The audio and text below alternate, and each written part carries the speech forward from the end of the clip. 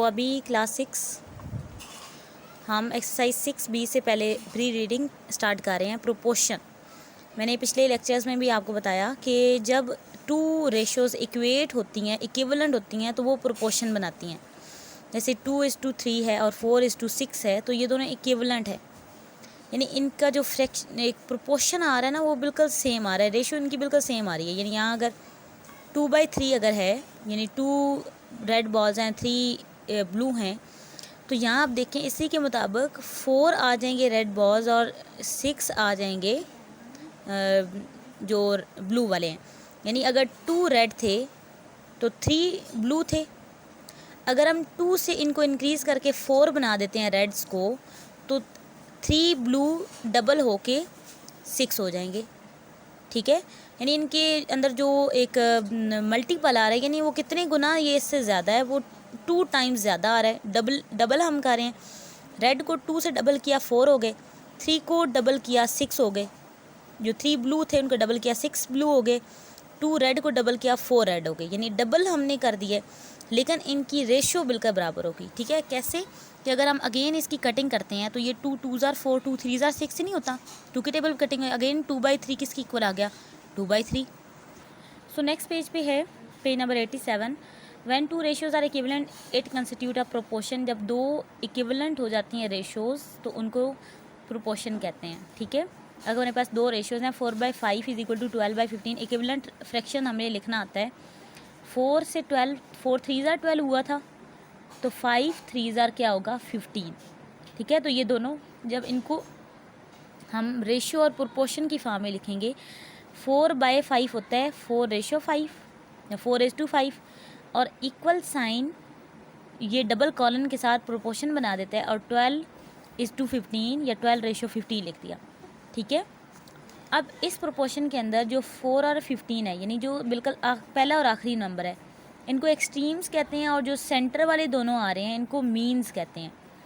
अब 15 सबसे आखिर में आ रहा है ना, तो इसको फोर्थ प्रोपोर्शनल कहते हैं। ठीक है, और ये जो डबल कॉलन साइन है, इससे इसको हम रिप्लेस भी कर सकते हैं इक्वल के साथ। जैसे फ्रैक्शन में इक्वल था ना, तो हमने इसको डबल कॉलन बनाया, तो डबल कॉलन हो तो हम उसको दोबारा इक्वल भी बना सकते हैं। नेक्स्ट हमारे पास एक रेशियो प्रोपोर्शन है 1:3 प्रोपोर्शनल टू 3:9। ठीक है, इसको प्रॉपरली रीड जिस तरह किया, तो यहाँ पे देखें 3 दोनों में कॉमन है।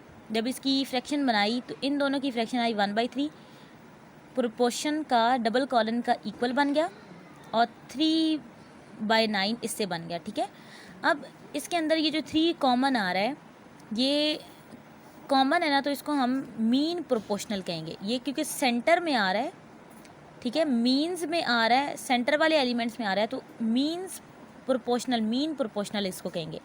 ठीक है, बिटवीन 1 और 9, 1 और 9 के दरमियान ये रिपीट हुआ है ना, तो इसको मीन प्रोपोर्शनल कहेंगे बिटवीन 1 और 9। सो दी 3 नंबर्स जो 1 और रिपीटेड नंबर 3 को 1 टाइम अगर लिखते हैं, 1 3 9 are set to be in continued proportion. इनको कंटिन्यूड प्रोपोर्शन में कहा जाएगा, और थर्ड क्वांटिटी इज कॉल्ड।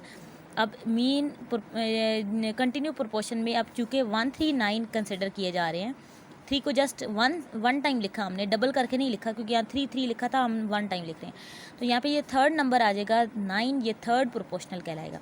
सो यहाँ कंटिन्यू प्रोपोर्शन की एक डेफिनेशन है, 3 quantities of the same kind are said to be constitute a continue proportion when the ratio of the first to the second is equal to the ratio of second to the third. जब first to the second ratio equal हो जाती है third to the fourth, second to the third, sorry. ठीक है, 3 हम repeat कर रहे हैं। नेक्स्ट इन्हीं प्रोपोर्शंस को सॉल्व करते हुए हम क्रॉस प्रोडक्ट एक यूज़ करेंगे। ये पेज नंबर 88 पे है। The cross product rule is use to compare 2 ratios. Comparison पे भी इस्तेमाल होता है। Cross product rule state that in a proportion the product of extreme is equal to the product of means. यानी जो product of extremes हैं 4 × 15 equal हो जाएगा प्रोडक्ट ऑफ मीन्स, यानी 5 × 12। तो 15 4s are 60 देखें, और 12 5s are 60 बराबर नहीं हो गया।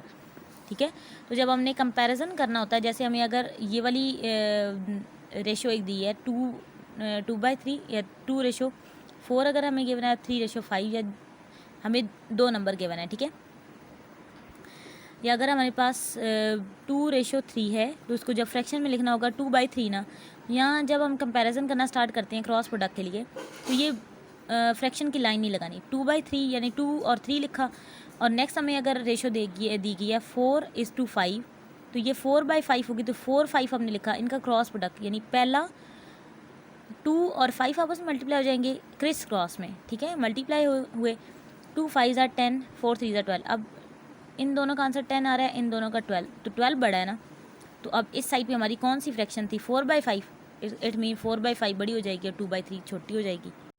नेक्स्ट हमारे पास डायरेक्ट प्रोपोर्शन है। प्रोपोर्शन के आगे दो टाइप्स होती हैं, direct proportion, inverse proportion.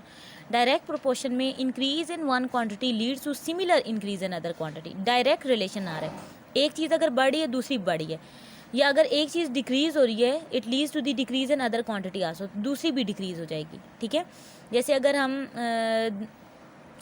Example में देखें कि अगर हम वेजिंग स्केल पे वेट मशीन पे या वेजिंग स्केल पे एक बॉल प्लेस कर रहे हैं और हमें पता चला कि वो 2 kg उसका वेट आया, अगर हमने 2 बॉल्स रखे तो ऑब्वियसली डबल हो जाएगा वेट, 4 kg हो जाएगा।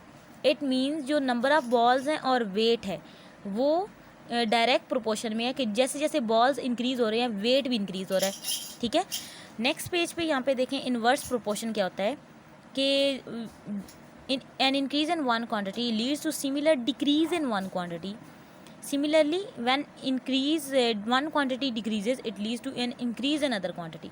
ठीक है, कि अगर एक चीज़ इंक्रीज़ हो रही है, इन्वर्स में उलट होता है, एक चीज़ बढ़ रही है तो दूसरी कम होना शुरू हो जाएगी, या एक कम हो रही है तो दूसरी बढ़ना शुरू हो जाएगी। जबकि इसमें होता था कि पहली बढ़ रही है दूसरी भी बढ़ेगी, पहली डाउन हो रही है दूसरी भी डाउन होगी।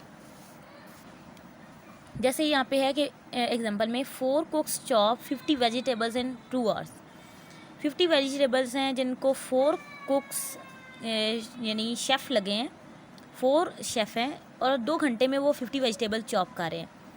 अगर हम कुक्स बढ़ा देते हैं यानी 8 कर दिए तो अब ज़्यादा बंदे आ गए हैं, ज़्यादा शेफ़ आ गए हैं, तो जल्दी वेजिटेबल 50 हैं, तो वो काम जल्दी नहीं हो जाएगा। वो काम जो 4 कुक 2 hours में कर रहे थे, क्योंकि कुक हमने बढ़ा दिए हैं, 8 कुक कर दिए हैं, तो 1 hour कम हो जाएगा 1 hour में, ठीक है। Same quantity of vegetable 1 hour में करेंगे। सो देखें हम कुक्स जो हैं इंक्रीज़ कर रहे हैं ना, तो नंबर ऑफ़ आवर्स क्या हो रहे हैं, डिक्रीज़ हो रहे हैं। पहले 2 hours थे अब 1 hour हो गए, और कुक पहले 4 थे 8 हो गए, इंक्रीज़ हो गए, आवर्स कम हो गए, तो ये इन्वर्स रिलेशन होता है।